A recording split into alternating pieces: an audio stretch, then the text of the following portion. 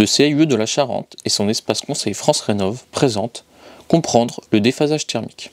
Les combles aménagés, c'est-à-dire les volumes habités qui sont directement sous toiture, sont bien souvent des espaces du logement sujets au surchauffe estival. Pourquoi? Plusieurs raisons peuvent expliquer cela. La toiture, de par sa position et son inclinaison, est plus sujette au rayonnement solaire qui la réchauffe, chaleur qui se transmet ensuite au comble. La couverture est souvent de couleur relativement sombre, donc l'absorption du rayonnement solaire est d'autant plus importante. La chaleur, qui monte naturellement, migre des niveaux inférieurs vers les combles. Mais surtout, la toiture et sa charpente sont composées de matériaux n'apportant presque aucune inertie, et c'est une grande cause de surchauffe estivale que l'on peut rencontrer également avec les maisons ossature bois ou les constructions à ossature métallique. Une des solutions pour réduire ces surchauffes serait donc d'apporter de l'inertie.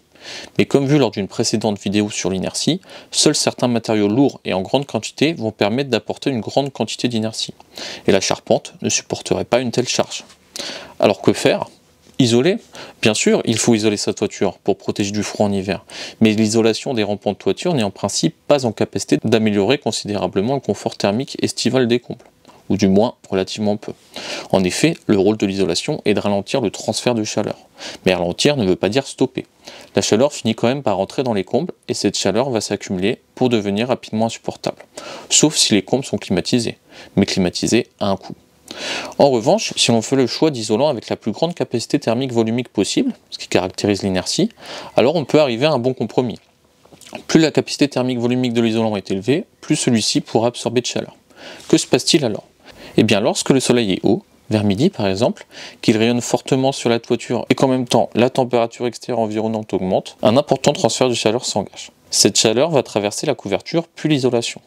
Mais avant de pouvoir traverser l'isolation, l'isolant va absorber autant de chaleur qu'il pourra, ce qui dépend donc de sa capacité thermique volumique. Avec les meilleurs isolants sur ce point, cette absorption, avant traversée complète, va durer un certain temps, 10 heures dans cet exemple.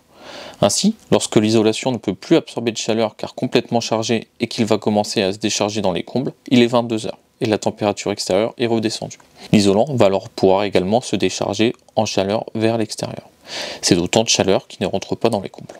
De plus, en aérant bien le logement avec l'air frais nocturne, le reste de la chaleur qui rentre dans les combles pourra être évacué. Ces 10 heures d'absorption de chaleur avant transfert complet vu ici, c'est ce qu'on appelle le déphasage thermique et on l'exprime en heures. L'objectif est d'avoir un déphasage thermique d'une dizaine d'heures.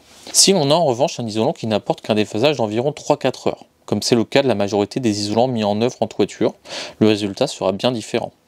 Lorsque l'isolation sera chargée en chaleur et se déchargera dans le logement, il sera 15 ou 16 heures. Il fera encore très chaud dehors, donc aucun déchargement de chaleur vers l'extérieur et pas de possibilité d'aérer. Ainsi, la chaleur va s'accumuler dans les combles jusqu'à avoir la possibilité d'aérer le soir. Mais ce sera déjà trop tard. La chaleur se sera diffusée dans d'autres parties du logement et se sera imprégnée dans les mobiliers et les cloisons.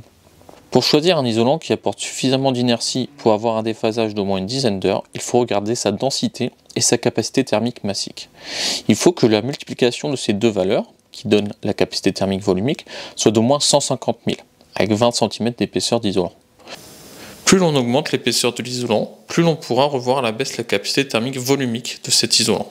En effet, avec plus d'épaisseur, le volume d'isolant augmente, et donc sa capacité thermique aussi, puisque l'on parle de capacité thermique volumique.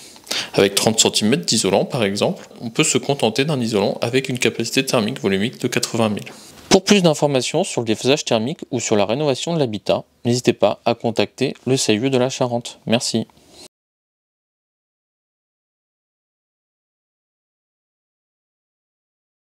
Plus on augmente l'épaisseur de l'isolant, plus on pourra revoir à la baisse la capacité thermique volumique de l'isolant. En effet, avec plus d'épaisseur, le volume de l'isolant augmente, et donc sa capacité thermique aussi, puisque l'on parle de capacité thermique volumique. Avec 30 cm d'isolant, par exemple, on peut se contenter d'un isolant avec une capacité thermique volumique de 80 000.